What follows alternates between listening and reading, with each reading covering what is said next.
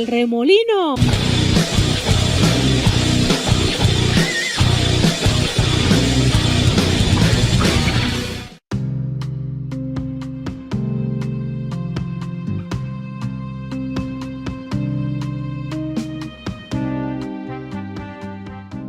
Esto es El Remolino, revolviendo tus ideas, removiendo tus sentidos. Estamos de nueva cuenta con Eli Espino de la Asociación Civil Tradiciones Queretanas, una asociación que está trabajando muy duro por rescatar y, bueno, preservar estas costumbres, estas tradiciones, la gastronomía nuestra, ¿sí? En donde es especialista Eli Espino. Bienvenida, Eli, este es tu espacio.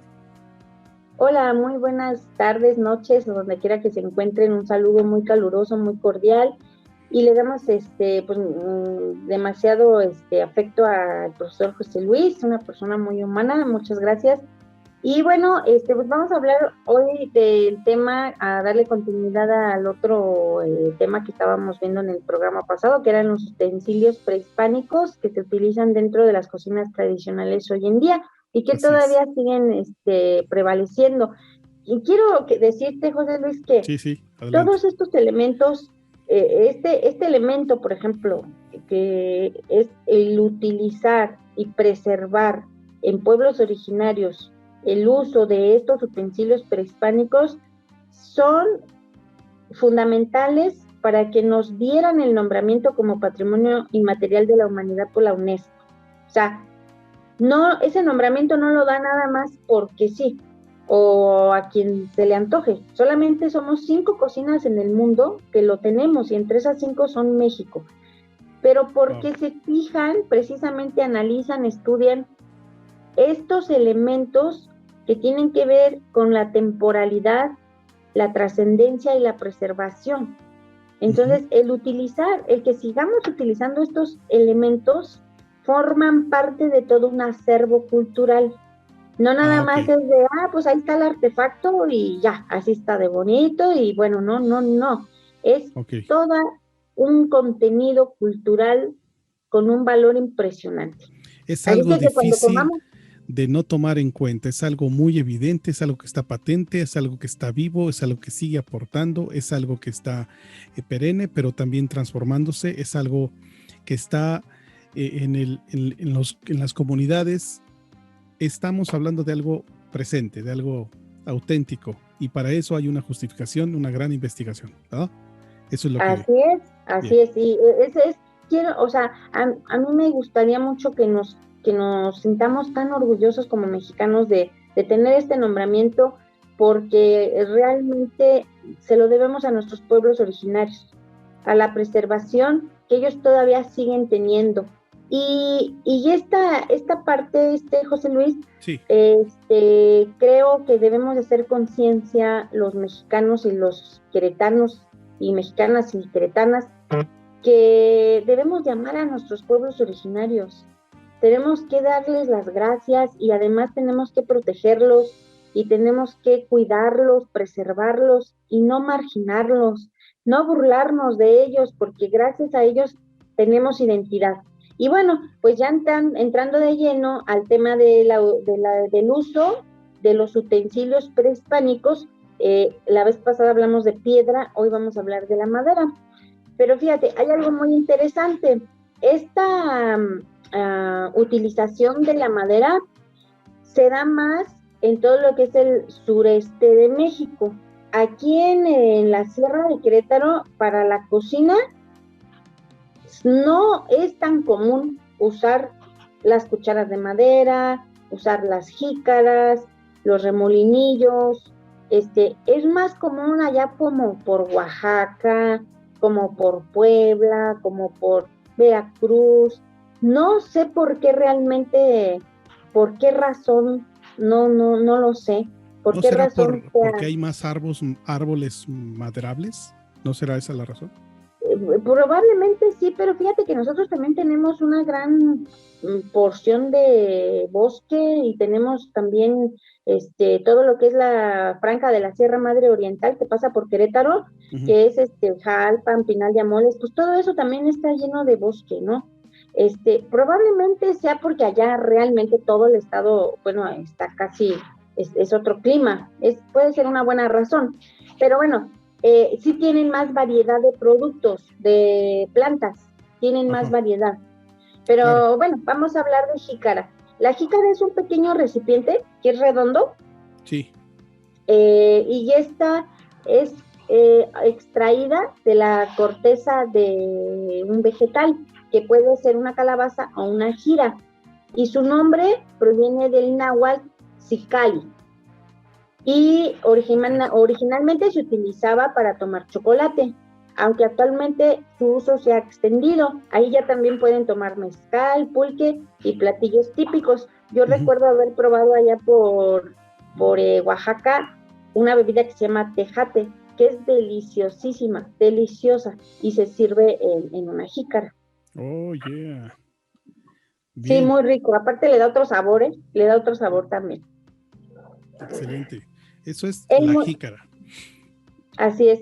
Y ahora, el molinillo. El molinillo es un utensilio que es de mano, es un molinillo de mano, inclusive, bueno, eso sí es todo un arte en la elaboración del molinillo, porque está hecho de varias piezas y todo es tallado a mano. Y bueno,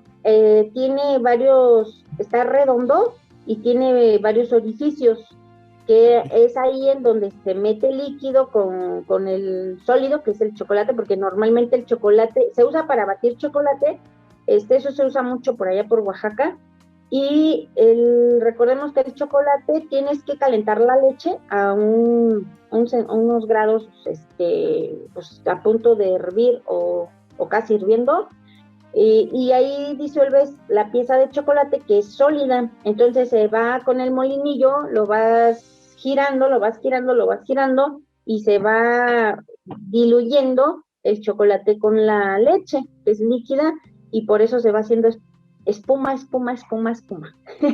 Sí, Y sí. delicioso, ¿no? Y ya se me antojó también, ¿eh? No, es que sí es algo muy rico, muy delicioso. Ok. Y más si el chocolate es de origen auténticamente natural, con cacao, uy, delicioso. Oh, qué rico. Entonces, la madera sí tiene presencia en nuestra cocina, nuestra gastronomía mexicana original, pero más cargada hacia el sur, un poquito menos en el centro. Puede ser, probablemente nos aventuramos a decir que porque tienen más opciones de madera. ¿Qué otros instrumentos de madera, además de, por ejemplo, la cuchara, las palitas que luego consigues, qué más, qué otros elementos de madera hay integrados en la cocina? Fíjate que uno que a mí me encanta, de hecho yo lo usé como decoración en alguna ocasión que pusimos un negocio de cocina tradicional, es el guaje. El El guaje, guaje.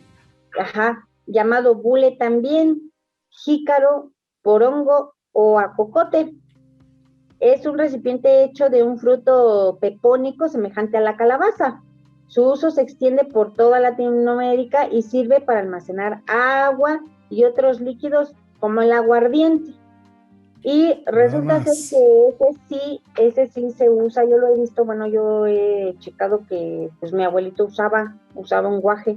Así es. Parece ser que ellos sí lo exportaban, o perdón, lo importaban, ¿eh? O sea, no se da dentro de lo que es allá el semidesierto de Querétaro, pero sí, en un tiempo, yo recuerdo que cuando era niña, veía a mi abuelo, que él era campesino auténticamente, otomí, y sí se usaba mucho el guaje, pero creo que lo compraban, ¿eh? Los iban a comprar. Entonces, y él le ponía pulque, era lo que Oye, más, y la mayor parte de la gente acá en la sierra no se utiliza, no se consume o no se acostumbra el mezcal, eso se utiliza igualmente más allá en el sureste, ok. Oaxaca, es una especialidad en mezcales allá, Ah, ok. pero acá el pulque es la bebida prehispánica más común. Ok.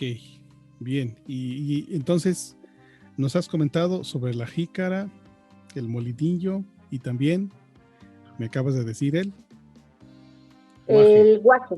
El guaje, El o conocido guaje. también como bule, jícaro o porongo, Sí, sí, el guaje, sí. Mi o abuelo también acocote. tenía.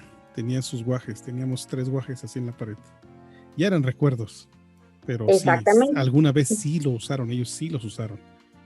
Sí, exactamente. Entonces la Y madera... bueno, pues las cucharas de madera, profesor, las cucharas de madera que son un poco más comunes, principalmente en las cocinas tradicionales o restaurantes tradicionales, pues para dar una bonita vista, ¿no? al público.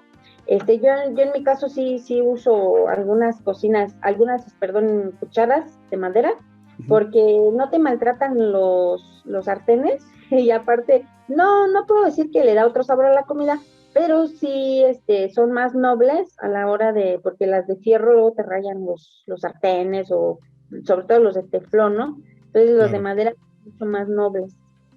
Que en la vez pasada platicamos precisamente de no usar esas clases de materiales porque tiene sus problemas, que alguna vez platicaremos también de ello, ¿no? Fíjate que me llamó mucho la atención aquello, ya para ir cerrando esta charla. Dice, tenemos que sentirnos orgullosos, dice Eli, tenemos que amar a nuestros antepasados, porque de ahí venimos todos. Yo creo que es un recordatorio, la cocina mexicana de todos los días, cuando vemos una cuchara de madera, cuando vemos un guaje, o si en este caminar, en este investigar, en este compartir, encontramos alguna herramienta que tenga que ver. Por ejemplo, me acuerdo yo, el apachurrador de las tortillas, hay de metal, pero los buenos son de madera, que apachurran las tortillas y bueno, sale la pieza ahí deliciosa para echarla al comal, ¿no? ¿Te refieres a la prensa? Una prensita de madera. Bueno, pero déjame decirte que esa ya es una invención no prehispánica. No, pero está la madera presente, a eso me refería. No, ya la otra parte tú me regañas. Porque antes se hacía a mano la tortilla. Sí, a mano completamente, así, así con la mano aquí. Torteada. Y, ¿cómo se llama? Torteada, ándale, así, eso. Bueno, quiero hacer patente la observación que tenemos que tener de que en la cocina, en nuestra cocina, existen muchos elementos, entre ellos la madera, que son originarios y que proponen retornar a la cocina antigua, buscando o tratando de encontrar esa salud de nuestros ancestros, que bueno, hay gente que ha vivido hasta 90 años y no 100 años y siguen viviendo. Ellos verdaderamente tienen la receta de la eterna juventud y está en estos elementos que ahora están siendo desechados. Cuéntame.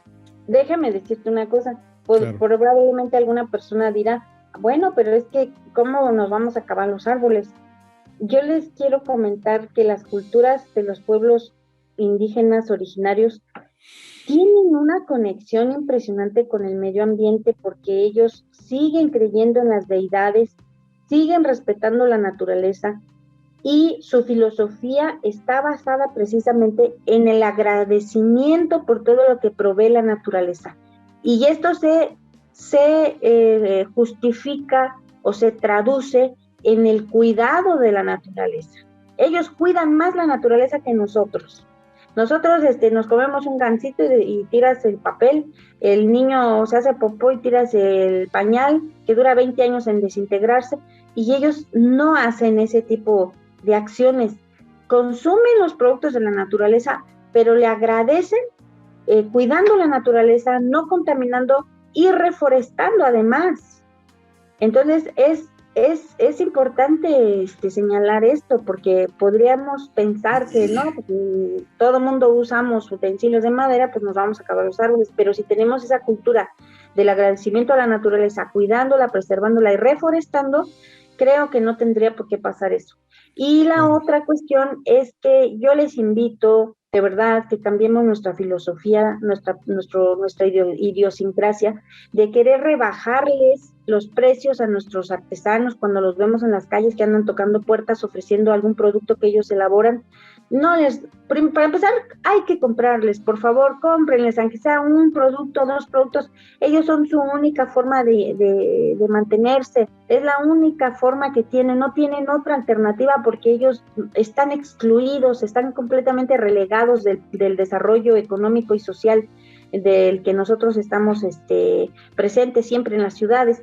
Allá en las comunidades a veces no hay ni luz, ni agua, no hay menos internet, ni teléfono, entonces ellos son su única fuente de trabajo. Aquí hemos tenido artesanos que vienen desde Chiapas, desde Veracruz, desde lugares muy lejanos a vender su artesanía, y si no venden, no comen. Entonces hay que poner corazón en esto y ayudarlos comprándoles y no regateándoles algo que tiene tanta valía, porque son hechos a mano, porque son cosas que de verdad le ponen tiempo, esfuerzo, y que muchas veces gobiernos que no valoran han dicho que no son cosas auténticas, han inventado que son artesanías exportadas de China, cosa que es falso. Por eso nosotros hacemos los reportajes y las señoras se ve cómo están tejiendo, cómo están bordando, y mostramos con la cámara en un enfoque muy cerrado cómo están haciendo la artesanía, porque no es verdad que nuestros artesanos que están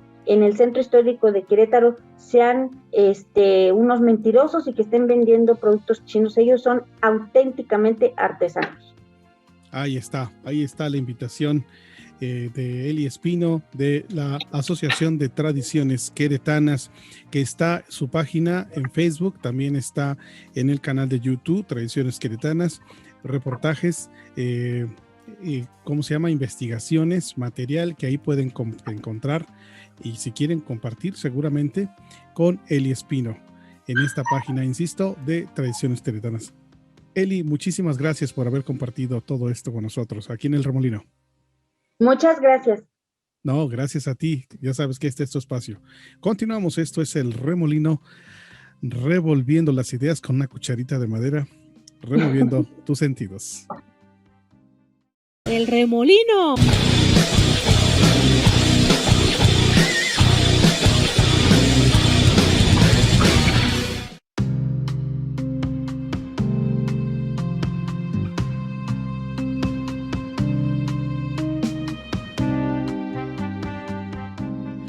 Muy buenas tardes, muy buenas noches o muy buenos días, donde quiera que nos estén escuchando. Esto es El Remolino y me llena de placer y de muchísimo gusto, y sobre todo es un honor contar con la presencia de la licenciada Dinora Aguilar Corona, la maestra Dinora, una adorada de este programa. Agradezco mucho su compañía, maestra. Bienvenida. Muchas gracias. Gracias a ti por la invitación y pues por esta posibilidad de platicar un poco y compartir.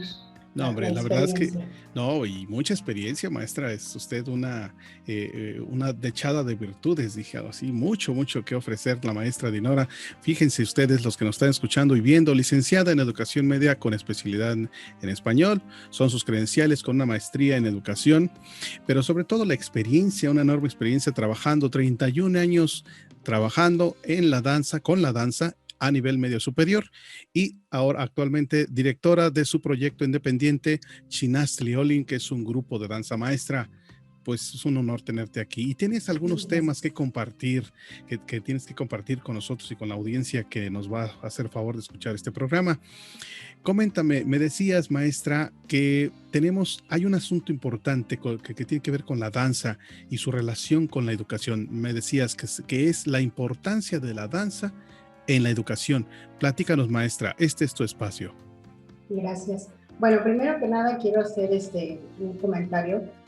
La danza, porque es la parte que yo he trabajado, pero en realidad el arte en general es muy importante dentro de la educación para la formación integral de los alumnos, de los jóvenes, de hecho a lo largo de su vida.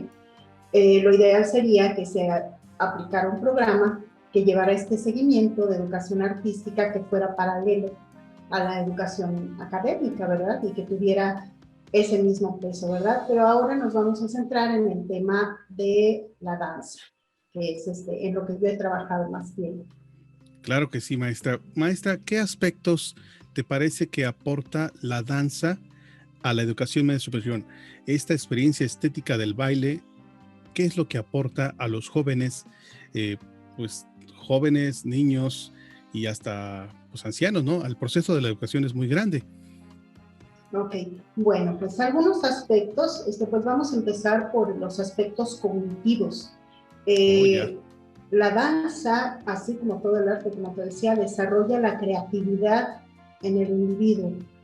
Y el hecho de que sea orgánico, corporal, le permite una concentración, o sea, ayuda a desarrollar la concentración y sobre todo también hay grandes aportes en la cuestión de la memoria, ¿no? Porque ya dentro del escenario, en la coreografía, el estar recordando, y no solo recordar la ejecución de una pieza, los movimientos, las secuencias, sino que hay veces que son programas hasta de 1 hora, bueno, cuando son danza folclórica, digamos, cuando ya se enfrentan al escenario, y esa memorización, no nada más la memorización de estas formas, sino que también la memorización corporal, ¿no? Porque el cuerpo también tiene su memoria, y entonces estos movimientos, hay veces que los vemos que disfrutan ya mucho en el escenario, sobre todo cuando yo trabajé con los jóvenes, pero es justamente porque ya se han apropiado de esta memoria corporal, que ya no tienen que estar contando, recordando, sino que su cuerpo va fluyendo porque él solito tiene esa memoria corporal, ¿no? Entonces, esta parte cognitiva habla de la memoria y de su relación cuerpo-mente. De la relación cuerpo-mente. Esta coordinación, pues sí, pues esta capacidad que va creando, pues no sé si esté bien dicho capacidad o habilidad para poder expresar a través del cuerpo, a través del movimiento del cuerpo, pues eso que se pensó, ¿no? Eso que se diseñó. Exactamente, y es cuando ya logré esta memoria corporal, es cuando ya viene la expresión. Entonces ya no se preocupa por la ejecución, sino por expresar, por disfrutar y hacer disfrutar. Ya, y como compartir esa experiencia escénica. Y como compartir, exactamente. Ya. ¿Qué otros aspectos, maestra, puede ser tomados en cuenta para esta parte lo que afecta o lo que contribuye la danza en la educación? Ok, pues también la situación, bueno, lo principal, digamos, o lo más evidente, que es la cuestión de la psicomotricidad, ¿no? Ok.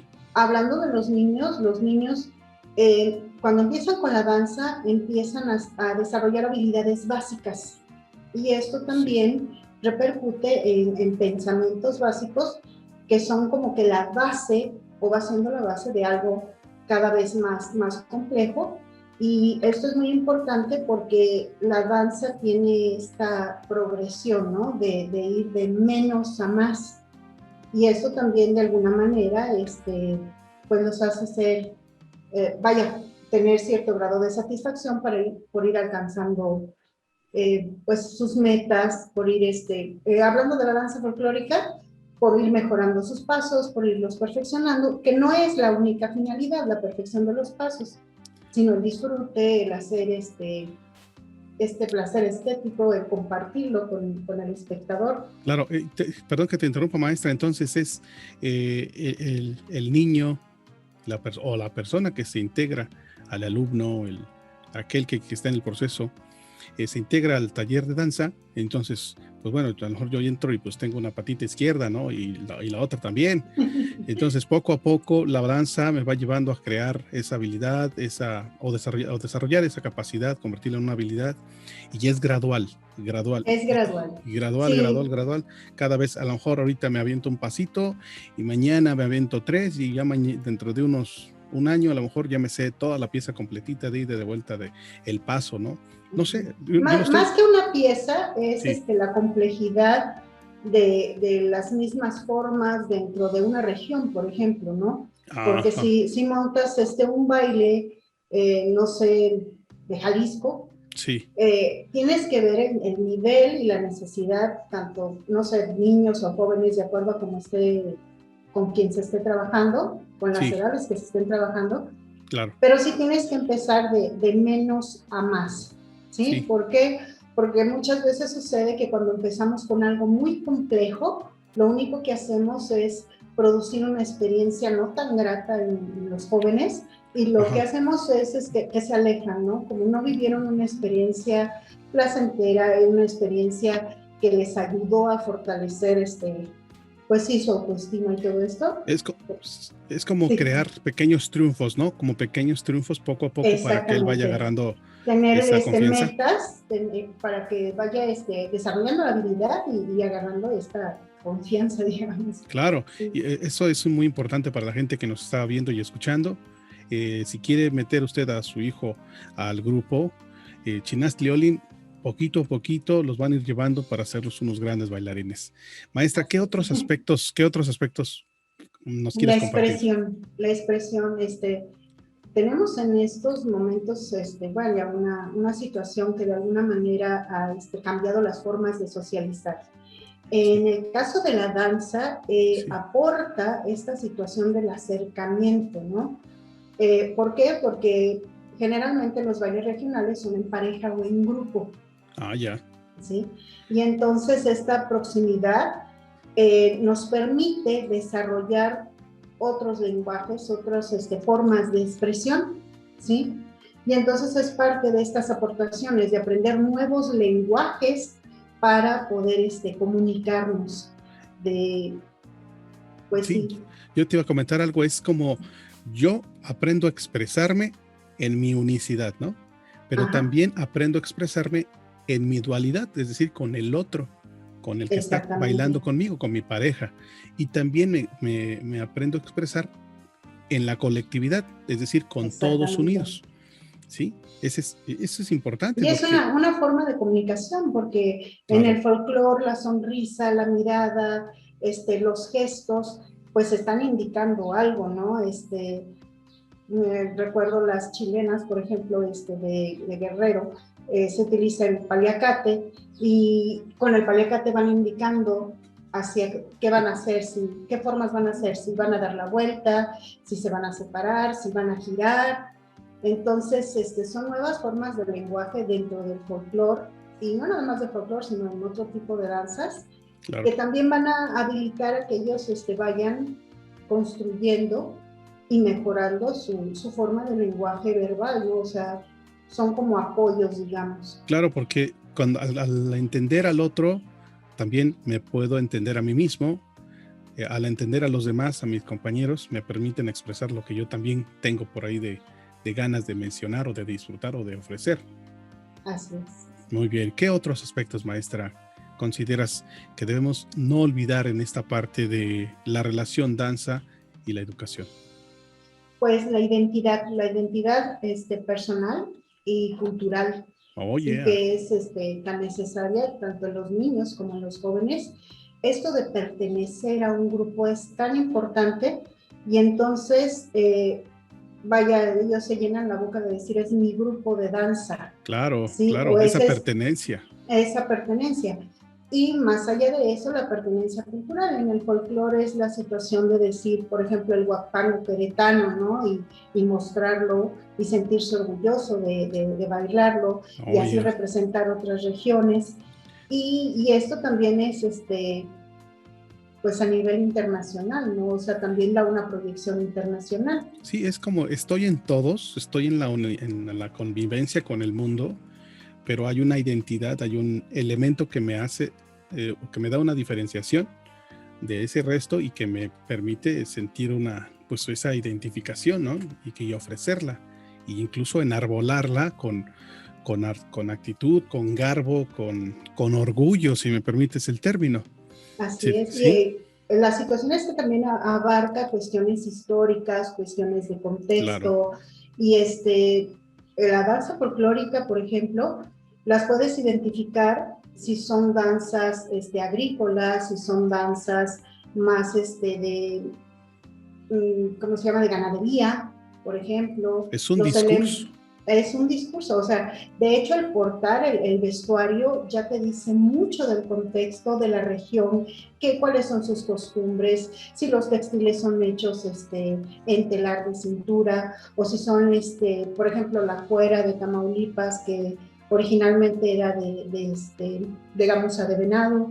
Entonces, hay toda una investigación que los jóvenes deben de tener, o por lo menos de tener conocimiento de qué es lo que están portando, porque habla del contexto, de la cultura que se está representando, del estado que se está representando. Sí, porque hay un porqué de cada elemento que porta el bailarín.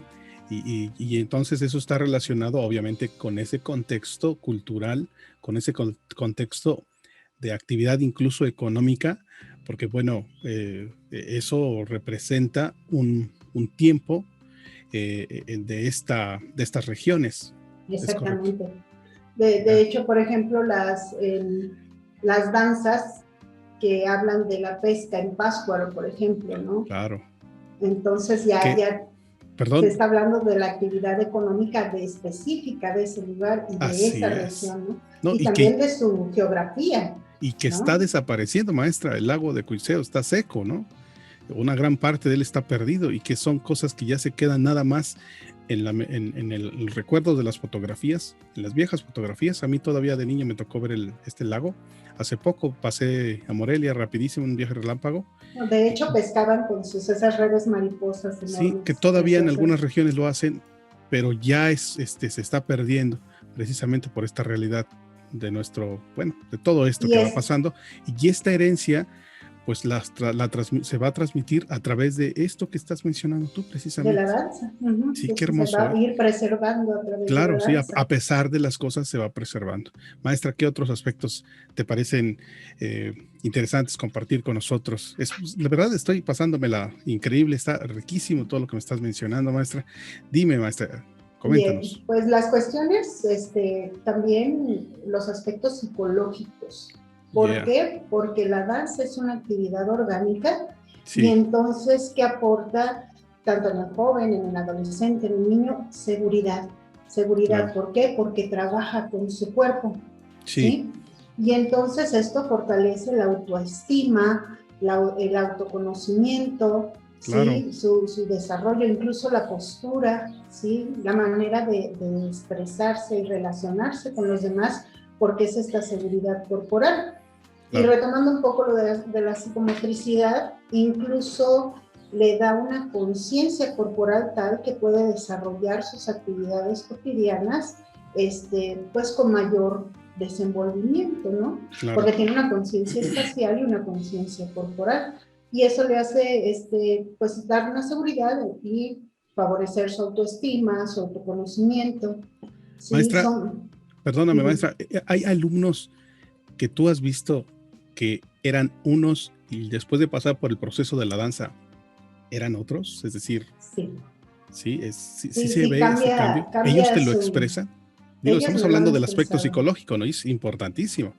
Sí, a mí me ha tocado alumnos que han participado en el grupo de danza los 3 años, es decir, los 6 semestres, y el cambio es de verdad pues muy benéfico y ellos lo notan. ¿Por qué? Porque su desenvolvimiento es distinto.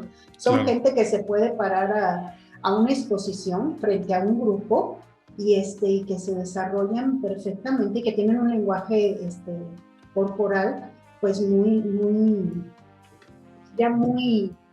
firme, digamos, no sé, ya muy encauzado hacia lo que quieren provocar en su auditorio, ¿no? Alguna vez escuché que gente que tiene la experiencia en las artes, como la que estás comentando, maestra, esta relación, esta vivencia, cuando tienen que vivir, por ejemplo, una presentación en grupo, ¿cómo se le llama? Una exposición, algo que tengan que hacer, que tengan que pararse enfrente de sus compañeros o en un auditorio, se nota quién tiene ese trabajo escénico y se nota quién no lo tiene.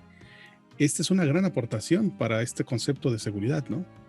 Sí, incluso en ocasiones, haciendo promoción del taller, les decíamos que esta situación que habla la cuestión de la mercadotecnia, por ejemplo, que dice cuando te presentas a pedir un trabajo, o sea, tu porte, tu forma de hablar, tu forma de expresarte, tus movimientos corporales, todo eso ya le está diciendo algo a quien te entrevista y realmente produce un impacto, ¿no? Y tiene un Claro, tu cuerpo es tu cara, es tu primera tu carta de presentación. Carta de presentación, pues como te ves, ¿no?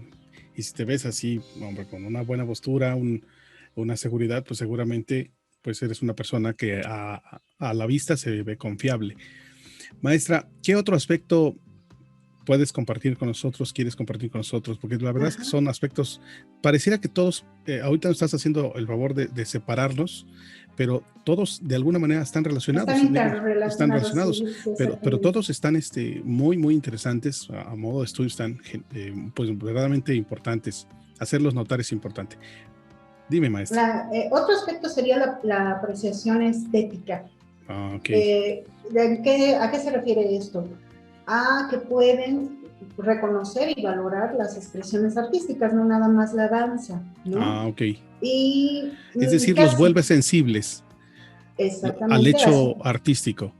Así es, y pueden entender mejor las interpretaciones de danza porque saben qué cosas se pueden observar, ¿no? Entonces las disfrutan más, o sea, logran un grado de apreciación. Claro, y esto también va encaminado a que ellos tengan estas alternativas, este abanico de alternativas, es decir, no solo puede ser ejecutante, sino que también puede ser un buen espectador. Claro. Y si eso te atrae, puedes incluso llegar a ser crítico de danza o cronista de danza, investigador de danza, y entonces se abre un campo de acción muy, muy amplio.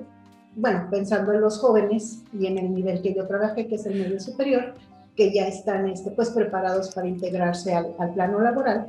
Claro. Y accesar a otro tipo de estudios, y entonces ya pueden estar encaminados, que en ese sentido la mayoría se inclina por ejecutante, pero puede abrirse el abanico de posibilidades con esta situación de la apreciación estética. Sí, es que es impresionante cuántas cosas salen de lo que aparentemente, bueno, les parece sencillo, pero es impresionante la cantidad de opciones que se les van dando a las personas. Y la primera con la que yo me quedaría, que como dices, habrá gente que siga a las demás, con la que yo me quedaría sería con que el espectador se cultive, que haya espectadores, bueno, pues críticos que sepan apreciar y disfrutar una experiencia, la experiencia estética de un grupo de baile, ¿no?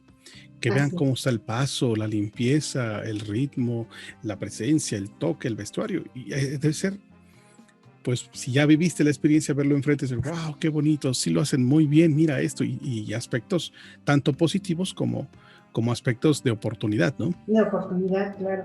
Y sobre todo esta parte de sensibilizar en el área de oportunidad, o sea, decir, no es que sea malo, sino que es un área de oportunidad que este grupo o estas parejas tendrían que trabajar. Pero valorarlo así es muy importante porque los hace muy empáticos. Claro. Porque todos pasan por ese proceso, ¿no? Claro. Y también reconocer quién está en ese proceso de desarrollo y quién de veras está en un nivel de virtuosismo que bárbaro, ¿no? Y también entender la crítica, leer la crítica, entenderla. También, por ejemplo, como relacionándose con otras áreas, por ejemplo, se me ocurre ahorita una persona que maneje o que le guste el cine, bueno, pues cómo expresar a través de la cámara estos movimientos, estas ejecuciones, estos pasos, cómo mostrarlo. O sea, es importante que como espectador tengamos esa capacidad, esa pues también habilidad y bueno, vivir la experiencia en primer lugar, así contacto directo, pues nos va a dar muchísima información, muchísimo darle valor a lo que está sucediendo en el escenario. ¿Qué otro aspecto, maestra, nos puedes compartir? Bueno, pues el trabajo colaborativo. O sea, en danza, a menos que sea una danza solista, la mayoría de las coreografías son grupales.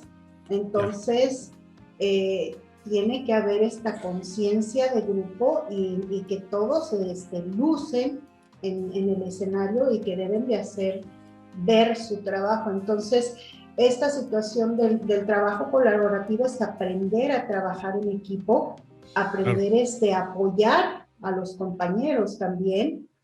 Y bueno, al menos en el grupo de Xinastli Olin es así, ¿no? O sea, es un trabajo en conjunto y todos tienen que lucir, digamos, en el escenario. Claro, porque yo a lo mejor soy muy maleta y voy empezando. Seguramente yo si me meto ahí en Xinastli Olin, pues pata izquierda y pata izquierda también.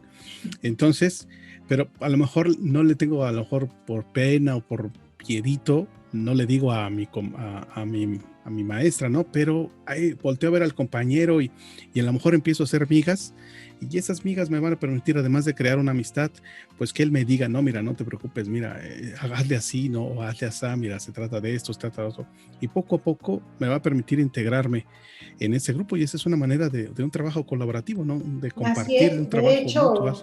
Hay teorías educativas que hablan del trabajo entre iguales, ¿no? Por esta situación de que a veces no hay un acercamiento con el maestro o por alguna razón hay más cercanía con algún compañero o más confianza.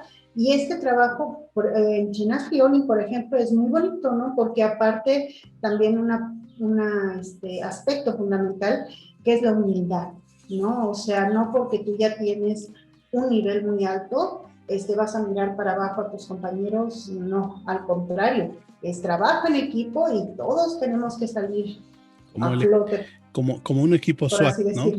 Como un equipo SWAT, ¿no? O sea, todos entramos juntos y nadie se queda atrás, todos salimos. Dicen los músicos, entramos todos juntos. Nos vemos que entramos todos juntos, salimos todos juntos y si podemos nos vemos por ahí en el Calderón. O sea, todos juntos.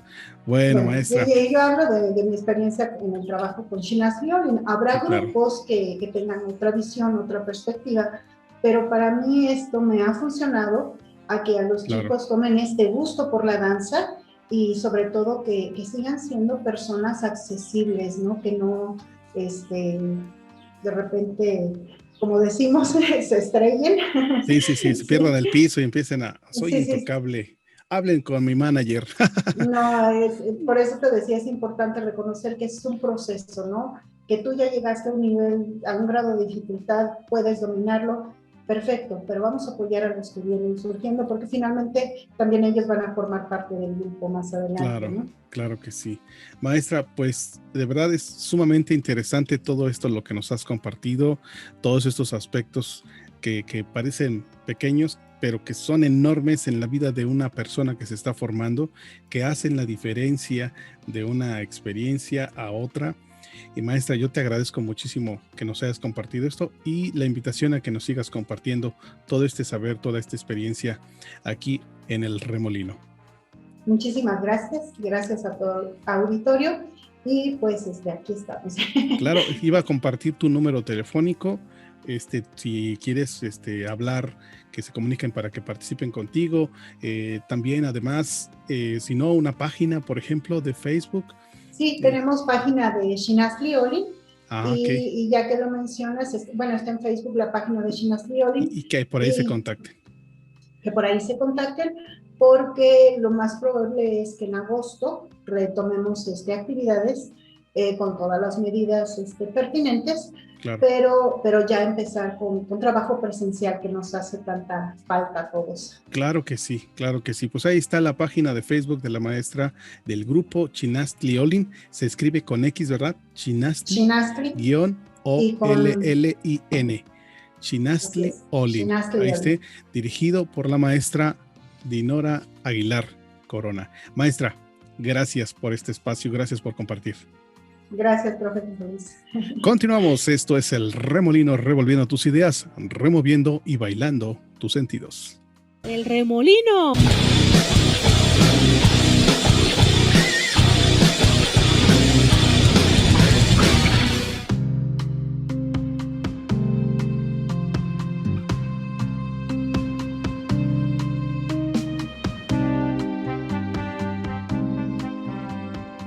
Muy buenas tardes, muy buenos días, muy buenas noches, donde quiera que nos estén escuchando. Esto es el Remolino, revolviendo tus ideas, removiendo tus sentidos. Y en esta tarde, noche o día, donde quiera que nos veas, estamos en compañía de una estrella de rock.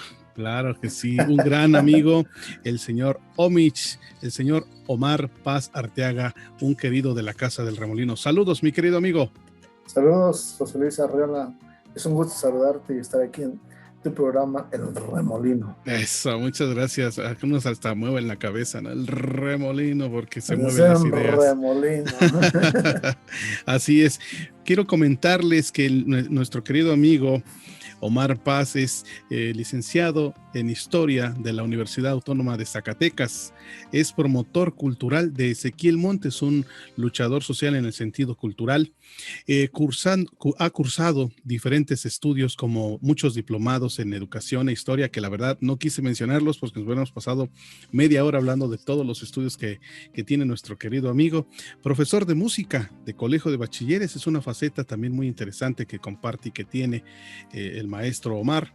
Autor de varios libros que hablan sobre la tradición y cultura de su región, que también no quise mencionarlos todos porque son una enorme cantidad de ellos. Un gran escritor, miembro actual de la CROMEC, significa Cronistas Municipales del Estado de Querétaro, Asociación Civil del Maestro. Y bueno, entre eso, pues muchas más credenciales que bueno, con lo cual pues es muy de tomar en cuenta la opinión, el pensamiento de nuestro querido maestro Omar. Y bueno, y esta tarde, esta noche o este día, vamos a preguntarle a este personaje, este buen amigo, sobre un punto muy importante: la historia y la influencia que tiene en la cotidianidad.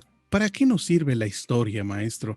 ¿Para qué, de qué nos beneficia en el hecho diario, en la cotidianidad del ser, en este andamiaje del sujeto que construye todos los días?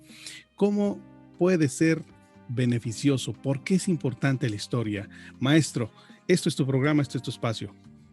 El que no conoce su historia o su pasado está condenado a repetirla. Así es. Así es que conocer la historia siempre nos va a impulsar a conocernos, a autorretratarnos en cómo somos, qué fuimos, y obviamente esa es una base para saber incluso lo que somos y lo que podemos ser.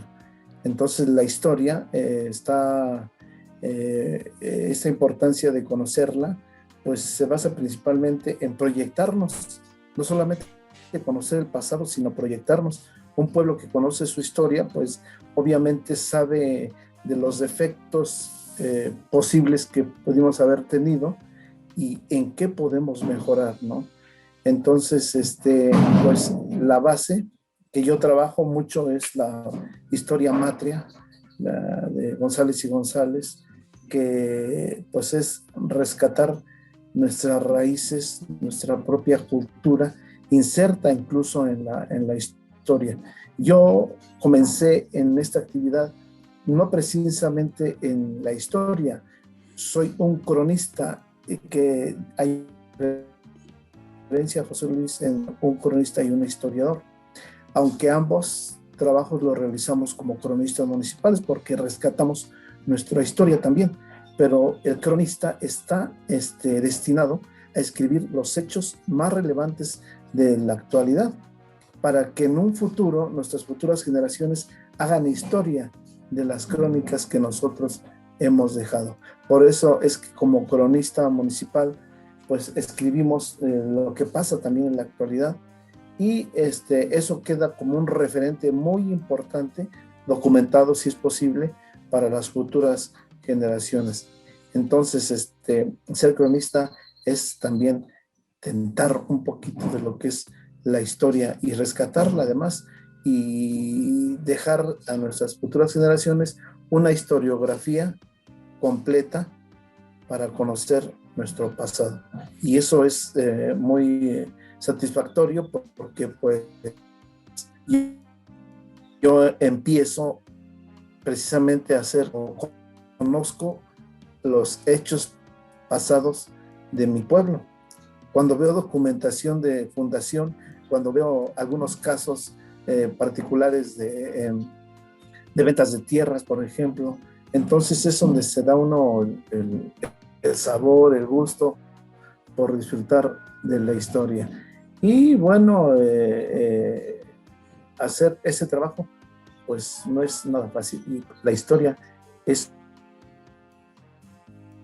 muy importante. Muchas veces me dicen, me preguntan, desgraciadamente mucha parte de la sociedad a veces no sabe ni qué es un cronista. Me he topado con mucha gente que me dice, ¿qué es un cronista? O, tú eres el que habla en los escenarios, ¿verdad? Ese es el que habla. O sea, confunden qué hace un cronista, y también muchas veces se piensa que el cronista está sentado detrás de un escritorio sin hacer nada.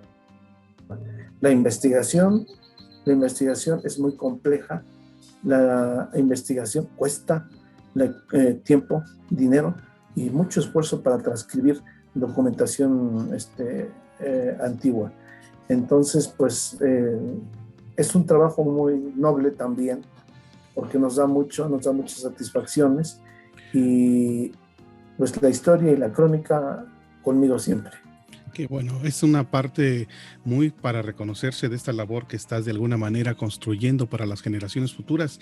Me voy quedando con algunos puntos importantes. Por ejemplo, los beneficios que tiene la historia para nuestra sociedad, aquella que camina a de pie, es entender por qué estamos donde estamos, qué estamos haciendo, de dónde venimos, ¿no? Es lo que estabas mencionando. Eso nos permite de alguna manera entender el presente. También conocer nuestra historia nos va a permitir evitar errores que se cometieron, excesos que tal vez sucedieron, y mejora nuestras condiciones actuales y futuras. Y obviamente, pegadito a eso, como lo acabo de decir, hacer proyecciones de un futuro sano, de un futuro mejor para las generaciones futuras. Y también abordaste el tema del cronista, el trabajo del cronista. Es cierto, muy pocas veces entendemos cuál es el trabajo fidedigno o auténtico de un cronista, el que realmente hace, cómo va de alguna manera recabando el trabajo de la historia que se está construyendo día a día, y la va dejando en documentos, en archivos, en evidencia de fácil acceso para las generaciones que vienen. Es una gran labor, por supuesto. Y en este sentido, mi querido maestro, quisiera yo preguntarte, ¿cómo le hace un cronista para identificar cuáles son los hechos? Porque de alguna manera, no sé, por favor corrígeme, se convierte en una especie de sensor. ¿Cuáles son las noticias que te parecen más importantes y que van a trascender? Es decir, por ejemplo, pues hay chismes de asesinatos, hay chismes de políticos, hay chismes de todo, de muchas cosas. Pero ¿qué es lo que hace el cronista? Es decir, ¿cómo rescata los hechos que él considera importantes y los aterriza en un documento, y luego ya los deja ahí para que las generaciones venideras los aborden, los investiguen o los revisen? Fíjate que ahí la importancia de conocer el trabajo de un cronista. Exacto. Que no se confunda con un periodista. El periodista registra todo lo acontecido en el día, y bueno, ya para qué lo escribimos, ¿no? Pero sin embargo hay hechos sobresalientes, no sé, construcción de una plaza pública que va a durar siglos, y que después de varios siglos te van a preguntar cuándo se hizo, quién la hizo, cómo se hizo y por qué se hizo esta construcción tan importante. Esas cuestiones para los cronistas son muy importantes. Entonces, no somos periodistas porque no escribimos los hechos cotidianos todos, no, seleccionamos los que podemos saber que van a trascender y que va a ser importante el rescate de su historia en un futuro. Entonces, perdón, maestro, entonces quisiera comentarte, entonces, el periodista es el que reporta todo, desde pe a pa, todo lo que va aconteciendo, y que la noticia al otro día se acabó, ¿no? Además, la crónica es un estilo literario. Exacto. Que se diferencia mucho de un escrito, de un reportaje. De una nota cruza. O una nota amarillista, ¿no? Que vas a poner cosas que atraigan al público para venta de tu producto, sí, claro, que es el propio artículo de noticia. Nosotros fíjate que algo que me sucedió, porque yo vengo de la crónica, me introduzco a la historia. Escribir crónica y escribir historia no son lo mismo. Ajá, claro. La crónica es muy detallada, es una relatoría de los hechos que van sucediendo, incluso paso por paso, tiempo por tiempo, hasta detalles, ¿no? Y en una nota histórica, pues ya, sobre todo si es un poco más profesional, más de escuela, pues tienes que ser más preciso, menos romántico, menos poético, menos lo que quieras, Tiene que ser una nota más firme, más de información, que una crónica la crónica te traslada, la crónica incluso en la literatura, la crónica se disfruta también, ¿no? No como una forma de saber, sino de disfrutar.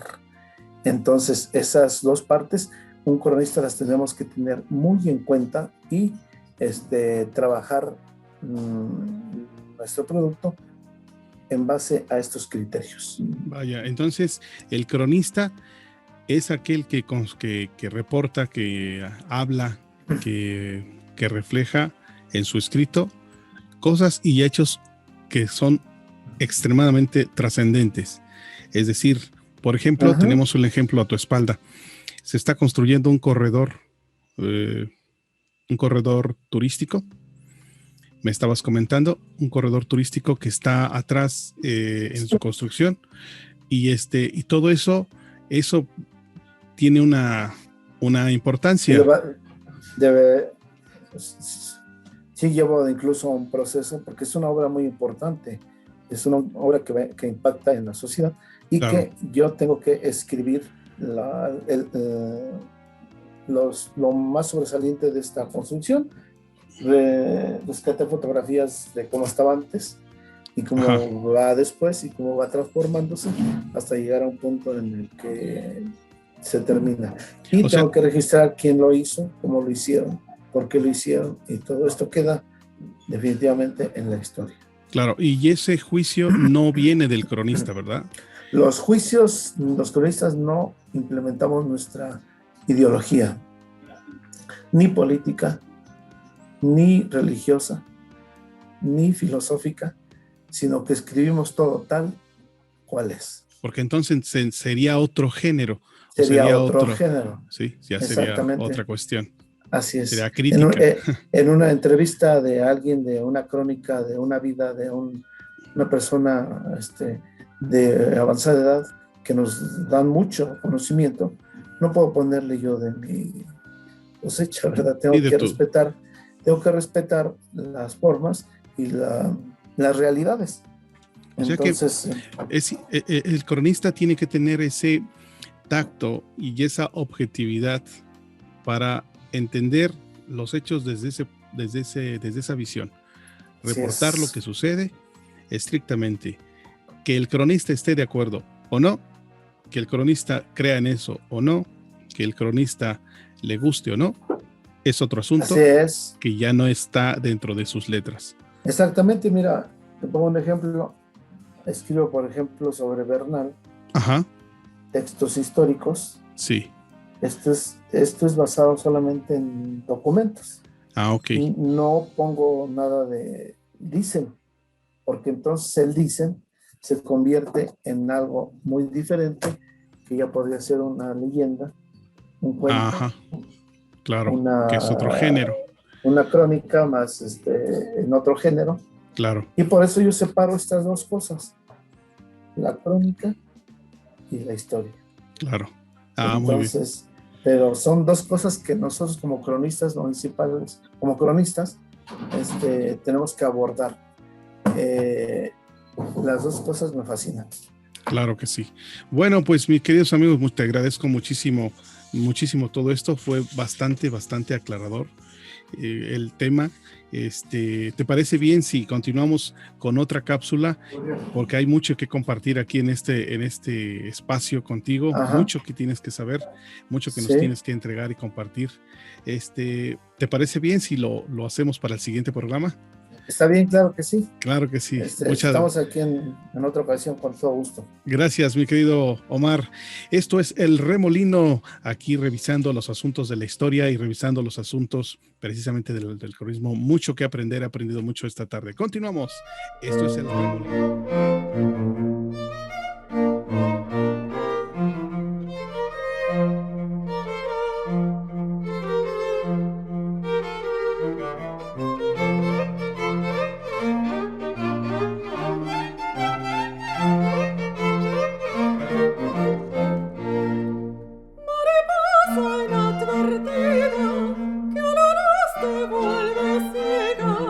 Pues tu amor tanto se